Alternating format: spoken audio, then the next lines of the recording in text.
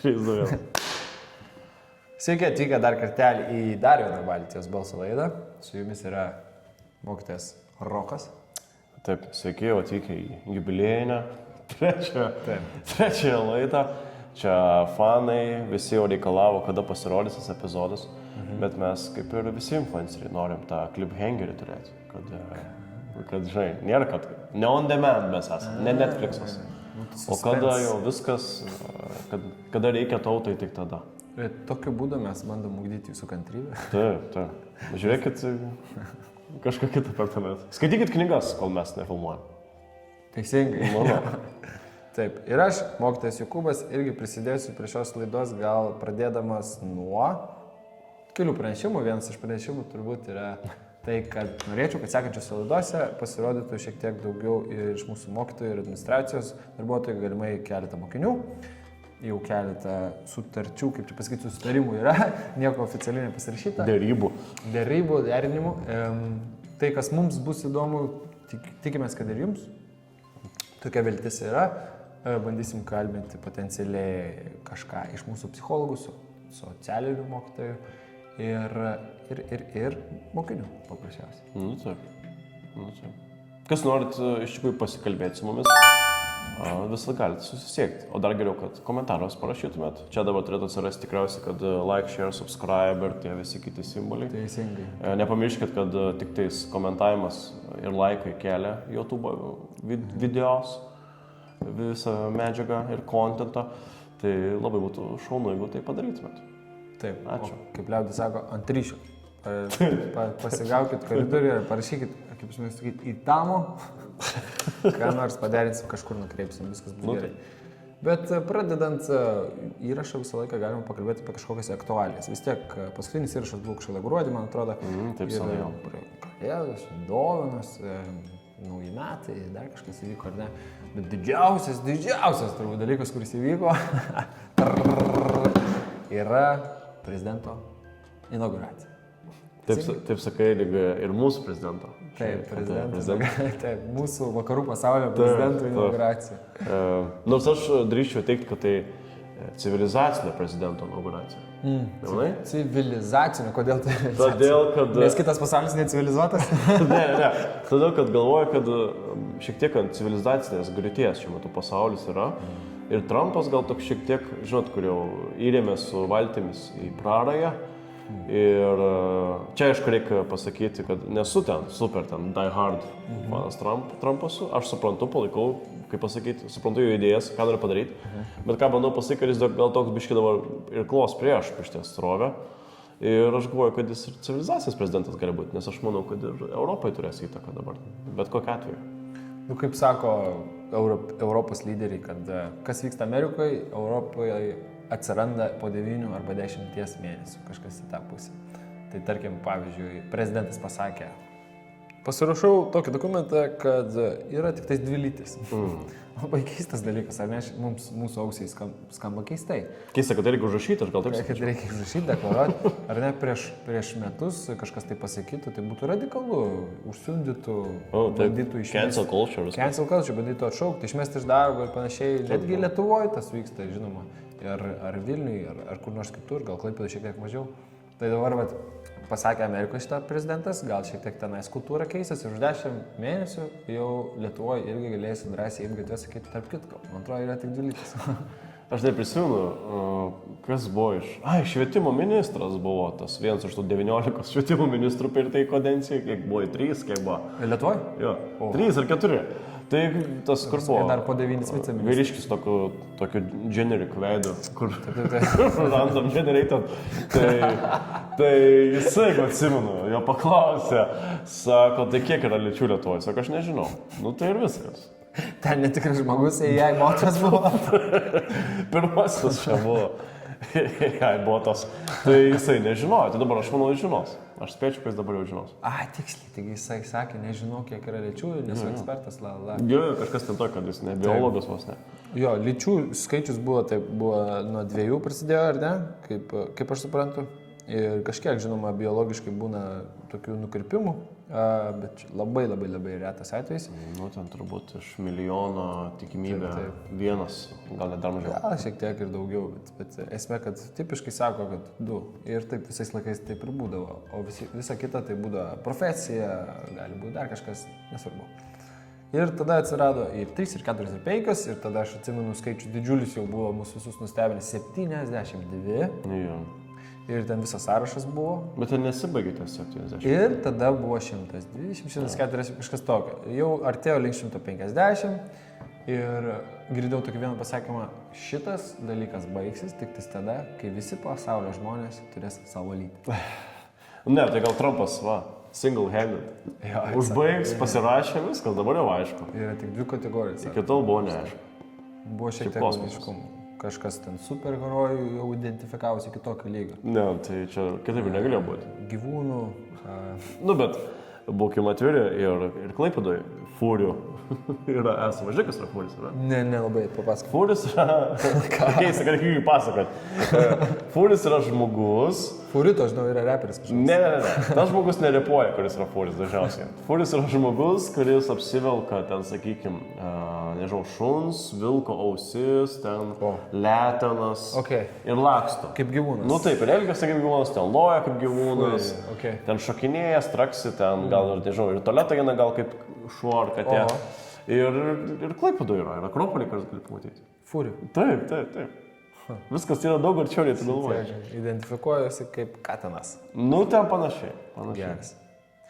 Nežinau, ar matėjai, Amerikoje buvo toks momentas, kur policija sustabdė greitį viršijančių žmonės. Ir jie, kur viršijo greitį, pradėjo iškart filmuoti pakeleivius, kad teisės, kad nieko nebūtų, kad policininkas nenaudotų netinkamo elgesio, iškart pasakė, koks tavo numeris yra, ženklelių ir panašiai. Ir sako, mano vairuotojas, pakeleivis sako, mano vairuotojas identifikuojasi kaip katė, kaip tas fūris. Ir neturi nei pažymėjimų, su savimi jis neturi teisės, jums čia nieko rodė. Kažką gal mačiau. Taip, o tas pakeleivis irgi kažko nerodė ir tada policininkas sako, gerai, tada lipkit iš mašinos, tu gauni kalėjimą už tai, kad neteisingai elgėsi. Jo, mačiau šitą dabar. Šitą vairuotoją katiną mes sterilizuosim už pavojingą elgesį. Nesterilizuosim, man atrodo, užmigdysim. Kažkas tokio, kad dabar reikės atsakyti. Tokio lygio, kad katinai vairuotų mašiną. Jo, gal ten pasakė, kad už tai, kad katė vairuoja mašiną, atsakomybė bus. Taip, už tai, kad leidai katiną. Gal užmigdyti, ne? Gal nesakyčiau. Sakė užmigdyti tą katiną, dėl to, nes jisai bus be šeimininko, vešim į prieglaudą, sakė. O šitas, kur atsakingas, katino šeimininkas, sako, aš esu šito katino šeimininkas, kuris vairuoja šitą mašiną. Šeimininkui viskas, kalėjimas. Crazy. Jo, iš tikrųjų yra reikalų su Amerika. Bet šiaip Amerika, manau, dabar geroji kryptį. Manau, ne tik, kad lytis įsivedė 2, bet ir jeigu pažiūrėtumėte į finansų, į kripto rinkas. Tai... man aktualu, aš biškai. Trump coin. Minimalus kripto investorius esu.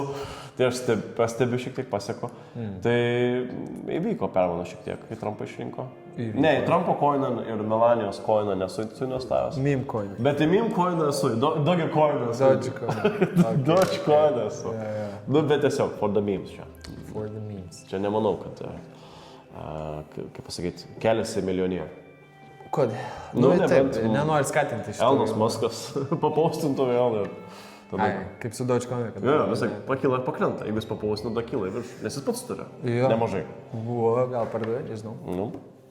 Taip, kas dar Amerikoje vyksta su ta inauguracija, man atrodė labai įdomu, kad pačioje inauguracijoje dalyvavo įdomus žmonės. Buvo prezidentų, žinoma, tie pagrindiniai žmonės, kurie turi dalyvauti tokiuose renginiuose. Politikai, buvo politikai ir panašiai, jų žmonos ir kažkokie svarbus asmenys. Tai dalyvavo verslininkai. Man įdomu matyti, buvo vienoje grupėje Jeff Bezos, Amazon savininką, Marką Zuckerbergą, Elon Muską. Ir aš taip žiūriu juos ir atrodo, iš tikrųjų, kapitalizmas priėjo iki tokio taško, kad ta oligarchija yra iš tikrųjų tikra. Jų įtaka tokia didžiulė. Tik tai aišku, kiek ten jie turi laisvės daryti, keisti įstatymus, kaip kad oligarchai turi tokioj, kaip čia pasakyti, kaip valdžioj, kur labiau totalitarinė yra. Tai gal kažkiek skiriasi, čia labiau gal tu išsiplėsi.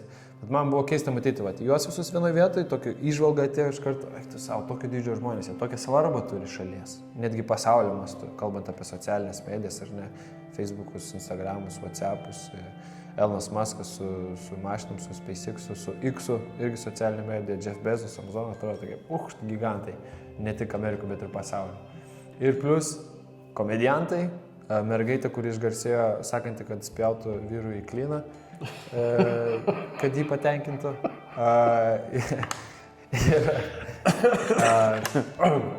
Ir dar keletą tokių įdomių žmonių. Manau, pasiknisus po tą sąrašą, ten dar juokingesnių visokių žmonių. Ir atrodo, ką jie tai veikia, kodėl jie pakviesti yra inauguracija.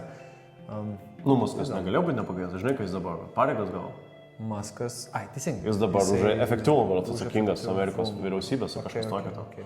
Tai jisai negalėjo būti nepakviestas. Aišku, turbūt čia vienas iš tų išskirtinių atvejų, kai tokio lygio turto žmogus yra pakviečiamas realiai valdyti valstybės. Turbūt nelabai turim tokių atvejų, kad tai žinotume, kad tai tiksliai multimiliardierius. Bet jis ne vienintelis Muskas.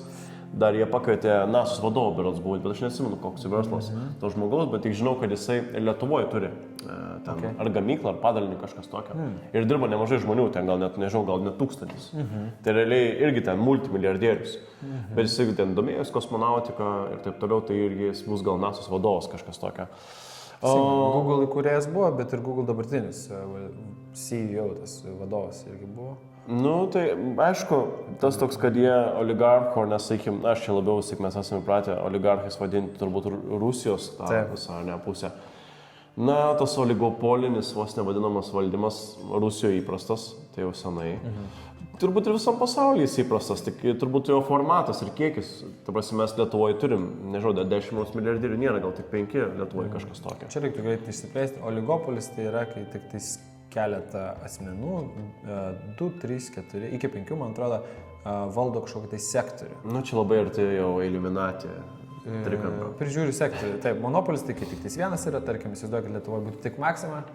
Lietuvoje dabar yra toks kaip ir oligopolis, nors leidžia mažom parduotuvėm irgi gyventi. Tai nėra taip jau baisiai Lietuvoje, yra konkurencija. Bet manos Maxima dominuojanti. Yra gal 8%, 7 turi rinkos ten. Realybėj, pardavimų ten neturim, nežmoniško kiekiams tiek. Rimi, man atrodo, nupirko iki, tai irgi gaunasi kažkas į tą pusę. Tikrai? Negirdėjau šito. Jau, prieš 10 metų gal.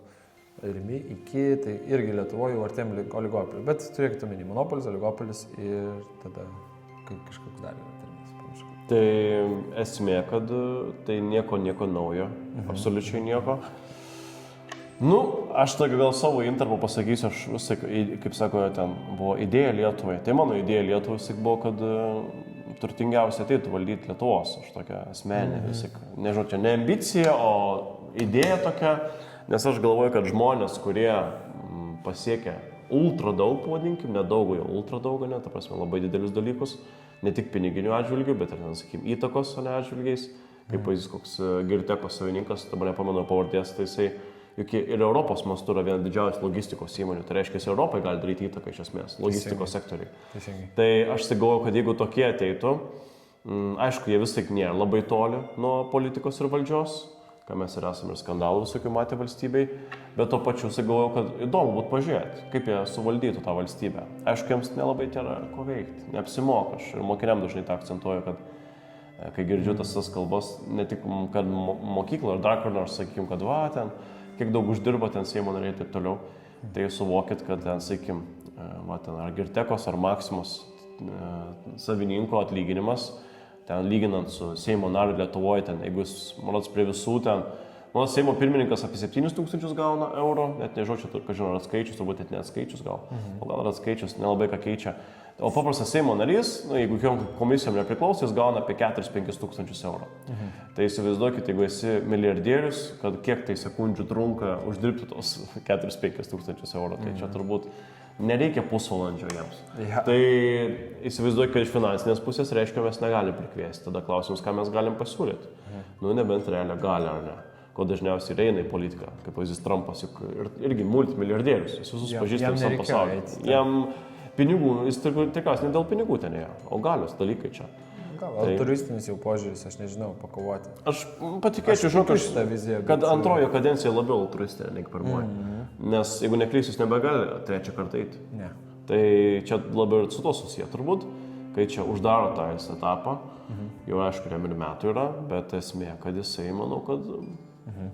Aš čia labai ir pavojinga, žinai, kur sako, kur žmogus yra, kuris neturi ko prarasti, kai jisai kaip ir iš dalies pavojingas. Kaip jį prognozuoti ir ką jisai gali priimti. Kur ta riba, kuris sakys, nu, čia tą ir tą reikia padaryti. Nes po jo vos ne, kaip sako, nors ir tvanas. Tai, nu, matysim. Aš galvoju, kad artėja geresni laikai. Amerikai tai tikrai mums matysim. Patikrinsim. Taip, jie iš ekonominės pusės tai tikrai Viskas geriau gyvena prie Trumpo. Nu, taip. Pažiūrėsim, kaip ten gausis bent jau jiems patiems iš ekonominės pusės ir dėl to šalies saugumo pusės, nes iš tikrųjų daug kas gal ir nemėgsta šitų pasakymų, bet faktas, kai pasienis pas jų yra toks atidaras, yra reikalų. Nu, paprasčiausiai įsivaizduokit, jeigu Lietuvos visas pasienis būtų atviras ir čia mūsų pasienis būtų tiesiog linija su Afrikos šalim turintis pasienį. Tai čia žygiuotų šniūrais tie žmonės, jų populiacija tokia didelė, kad greitai mūsų net nebesimatytų gatvėse. Ir būtų chaosas, nes kultūrinis skirtumas toks didelis, kur užtruktų, nežinau, bent 3 kartos, kad kažkokia adaptacija, panašumas įvyktų. Tai per staigiai su ta emigracija Amerikoje vyksta, ypač iš Latino Amerikos šalių atvykstantiems gyventojams, kurie ateina iš ganėtinai skurdžių šalių, kur kultūra kitokia yra, nusikalstamumo lygis kitoks yra. Ir tiesiog per greit nespėtų Amerika jų suintegruoti, dėl to kažką bandys daryti su tais nelegaliais. Nu, čia turbūt diskusija, ne ką ruošiasi iki galo daryti, nes nežinau, kiek kas domisi, tai kažkas skaičiuojame apie 250% mažiausiai buvo, kaip pasakyti, viršita, kiek seniau kažkas ten pralyzdavo, ten didžiuliais skaičiais tą pasiviršyti ten. Tai taip. Prie to Bideno ir Harris tos vyriausybės, tai tragedija ten. Mačiau net skaičių yra apie 20 milijonų. 25 milijonų. Nors vakar žiūrėdamas panoramą buvau labai susinervinęs, nes kažkokia lietuvė politologė, kuri iš Atlantos. Okay. Tai labiau ten delusional žmogaus. Ir turbūt Harris labiau palaikančių nelabai buvau matęs. Nu, sako, tai čia ne krizė, čia nieko tokio, čia Trumpas sako tik išpūtė, čia viskas gerai. Nu, nežinau, visų pirma, pažiūrėkim, kas tie migrantai, ten daugiau nusikaltėlių ir taip toliau. Vieša paslaptis, kad nemažai tų Pietų Amerikos valstybių atsikratė savo visokiais nusikaltėliais ir ten, sakykim, kurie kėlė problemų. Galite pasižiūrėti šaltinius, jeigu netikit. Dėl to Trumpas irgi labai pyko, kad sako, pažiūrėkit, ten vos ne. Ir kur ir kaltino, kad ten valgo ten šunis ir kates, ar ne. Tai, o kitas dalykas, jau krizė yra, jeigu tavo sienos gali bet kas vaikščioti. Taip. Aišku, Europai sunku kritikuoti, kada jie patys tai darė, patys vežasi, ar ten paimkim vokiečiai, italai, graikai, nu žodžiu visi, kas tik nori, atvažiuokit. Tai matysim.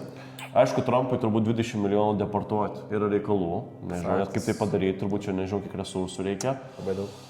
Bet pirmasis būdas, manau, pats efektyviausias yra, biškai nukirsti tas visas subsidijas iš esmės. Kad, jeigu nežinau, kas sekėt, bet net apgyvendino daug viešbučiuose jos ten. 4-5 žvaigždučių tos emigrantus. Skraidina po skirtingus miestus, kad jos paskirstyti. Tai suvokit, kad jeigu jūs ten gyvenat kokiam nors ten, nežinau, ten Kolumbijos lušnynė kur nors ir dabar staiga jums sako, va, tu gyvensi ten vos ne Trump Tower ir Parks.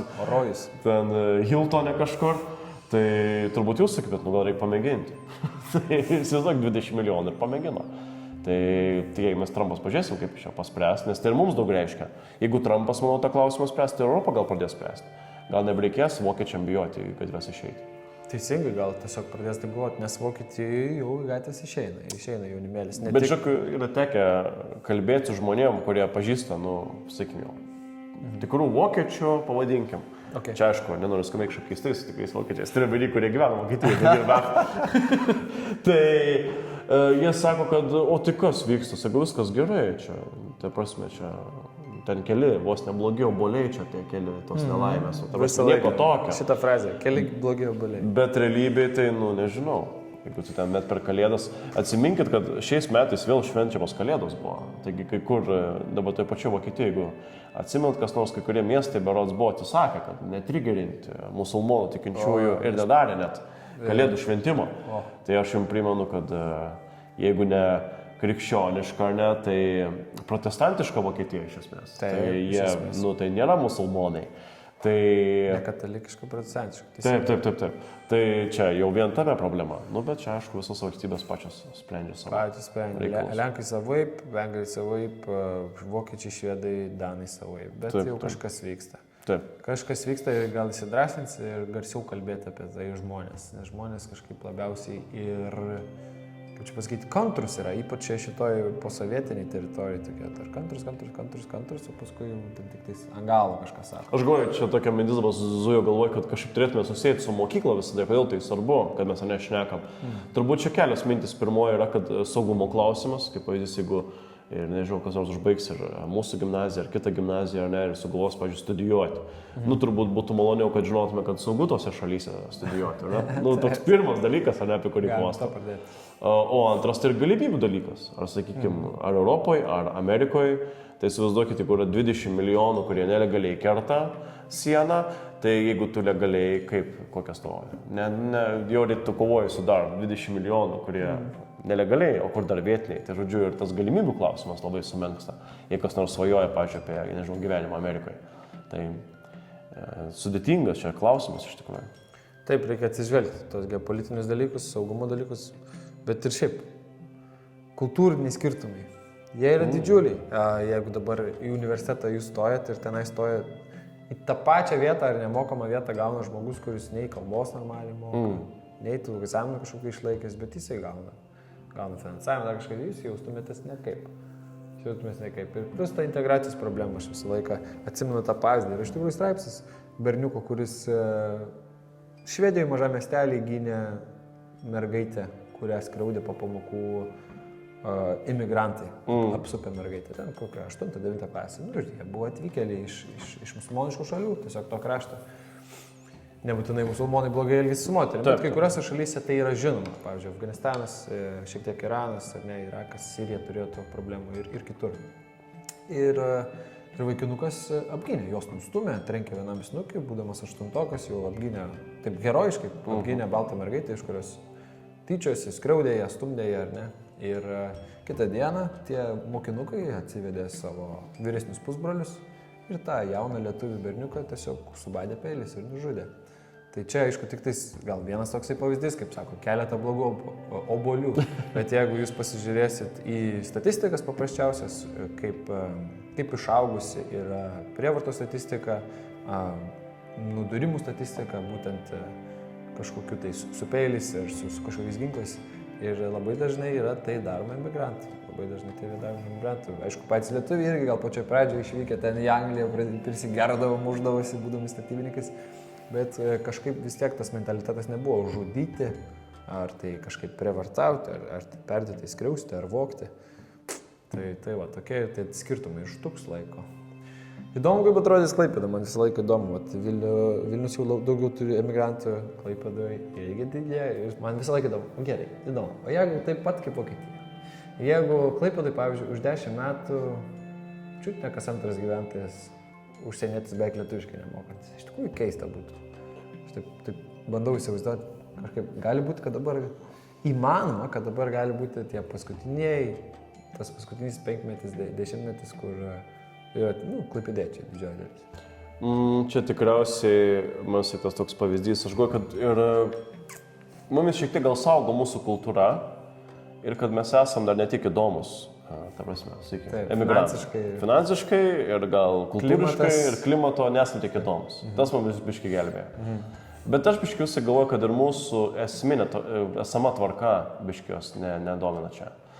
Manau, kažkas nepamenu, su kuo esam kalbėję, bet kad tas toks pavyzdys labai įstrigęs yra ir aš manau, kad jis emigrantam irgi labai tinka. Emigrantam, realiai. Ir atvažiuojantėm, išvažiuotojom, o ne žiūrint iš kokios šalies perspektyvos žiūrim. Tai kad, nesakykime, jeigu yra 2 kambariai ir vienam pilna šiukšlių, o kitam švaru ir gražu. Kur tu mesi šiukšlios? Ten, kur pilna šiukšlių, ne?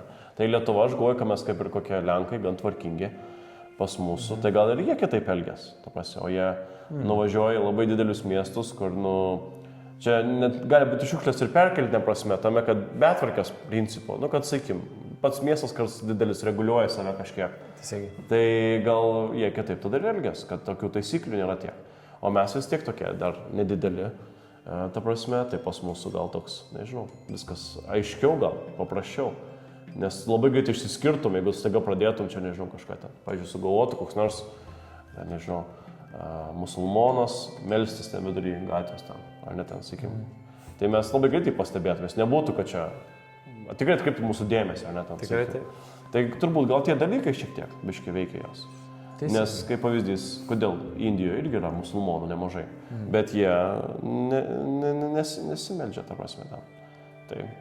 Jie jaučiasi ganėtinai nedrąsiai, aš tą sutinku, netgi mieste einant atrodo, kad ir tas, ar maisto išvežiotojai, kokie nors, kuriuos dažniausiai turbūt pamatom mieste kaip atvykusius iš kitų šalių, tai jie būna, kad nuleidžia akis kažkaip taip droviai, turbūt nesijaučia itin saugiai dėl to, nes daug žvilgsnių sulaukia. Būtent dėl to, nes lietuviai beveik visi balti yra. Aišku, dabar kažkiek keičiasi dėl tų imigrantų ir panašiai, bet ypač Klaipėdoje, kokiam rajone, ten tarp močiučių daugiabučių, jos tikrai sulaukia, tie emigrantai sulaukia žvilgsnių kažkokių. Tai turbūt nesaugu dar, o su laiku gal tas keisi. Pažiūrėsim. Ne, tai turbūt, jeigu, sakykim, emigracija niekada nėra blogai, viskas priklauso nuo to integracijos jo ir elgesio.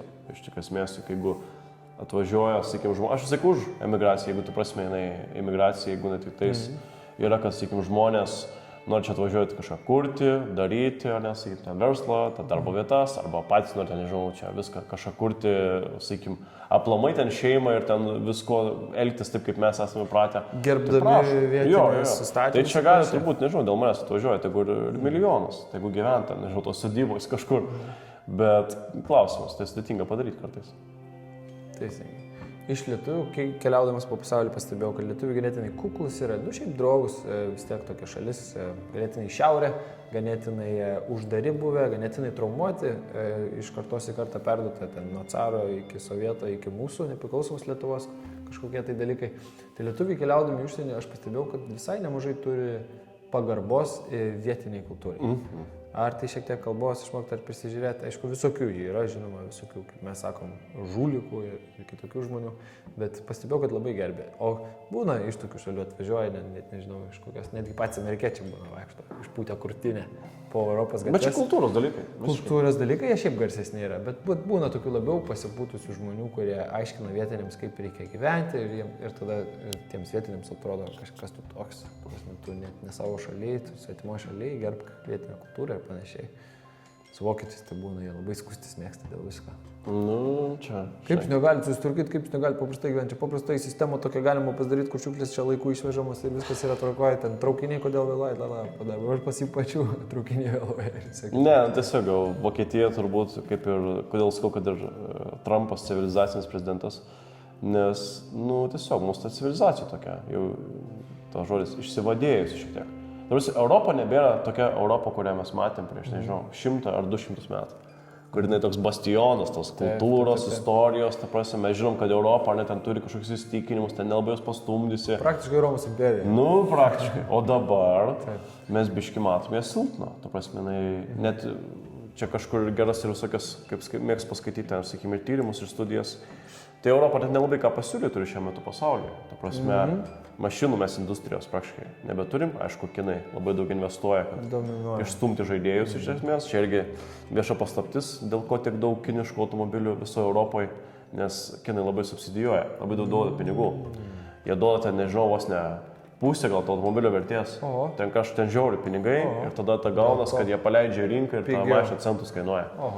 Tai bet jie taip daro į minusą, dėl to, kad jie supranta, kad dabar žaidžiant long game'ą, jeigu tu dabar išstumsi ten, sakykim, Europai, Volkswageną, ten BMW, dar ką nors, nu tai dabar sunku, bet po 10 metų gal nebebus su ko ten stumdytis ir tu galėsi nusipirkti dar jų fabrikus ir vietoj čia gaminti. Kaip Boltas padarė. Tai su Uberiu ir su Voltu. Iš esmės Europa, tai sakykim, neturi, mašinų gamybos neturi, lėktuvų gamybos kažkokios nelabai turim, Boeingas turbūt ir Airbusas kas dar, bet tik neatsimenu, kieno Airbusas yra, ar jis Europos, ne Europos, jau sumeluoju dabar.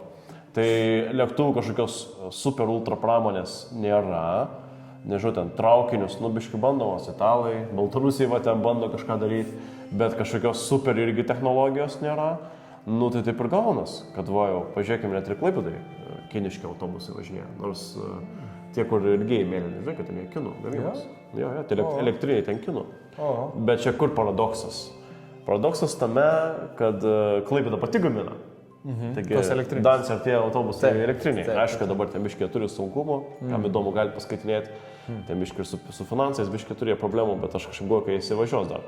Tai, bet pati mintis, kad pati Klaipėda gamina, bet pas mus jau kiniški važiuoja, nes jie, nu, pigiau, turbūt patikimiau, gal net galų gali gaunas, jie maros ženkliai didesni šiaip.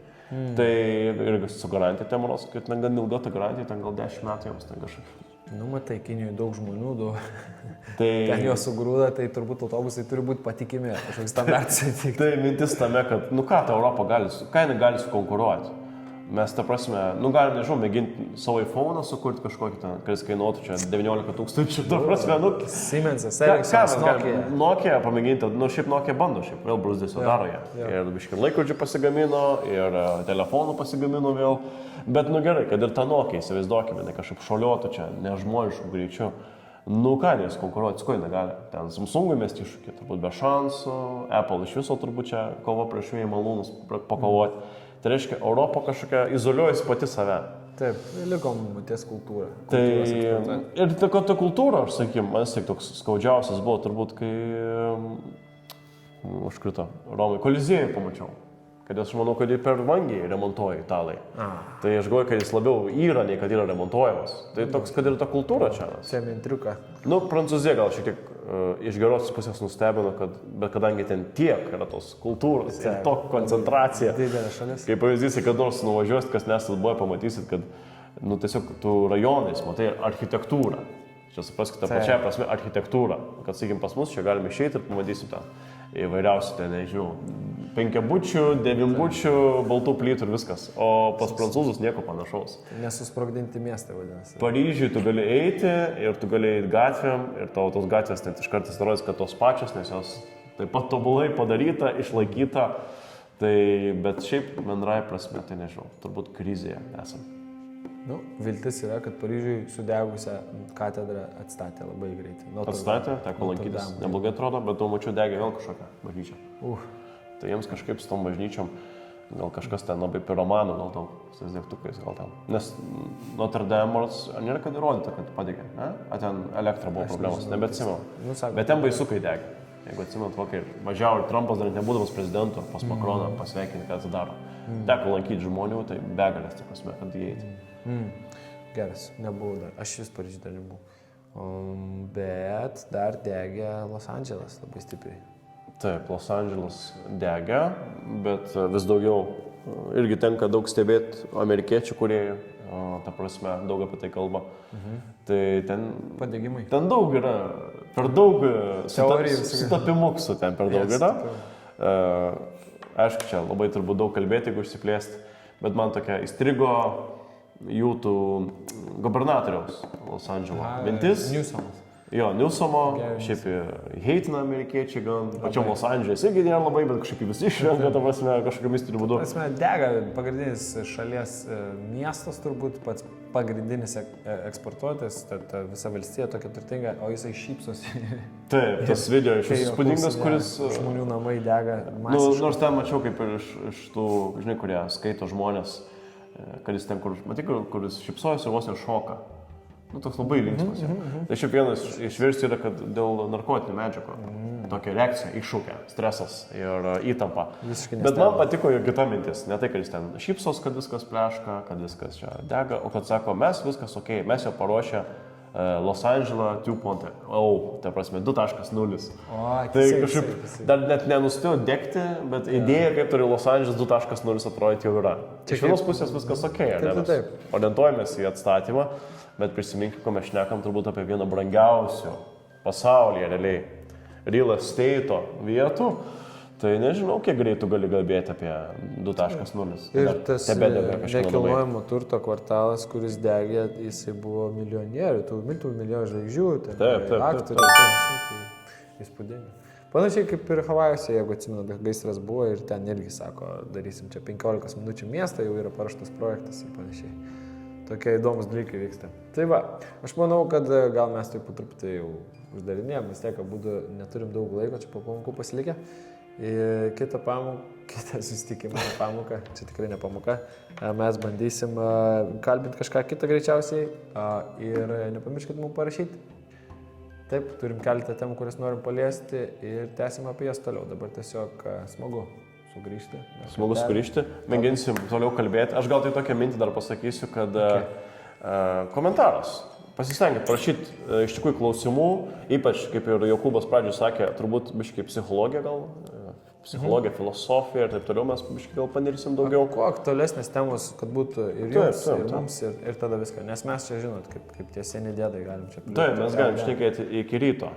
Tų čia temų ir minčių įvairių yra. Naktinė žvejyba galim eiti, nes karščiai. Nors nesu buvęs, nors kad atrodo, kad biškai beprasmybė žvejoja tamsoje.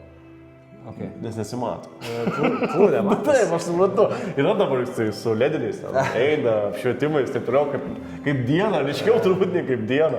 Bet aš vis tiek esu galvoju, kad, kitą žuvį gali pagauti. Yra tiesos, kaip ir po ledinę. Daugybę metų senelis. Lunatikė, kur naktį nemiega. Taip, daug ko gali pagauti naktį. Gerai, mėlėjai, susitiksim kitą kartą. Ačiū Jums, iki susitikimo. Iki.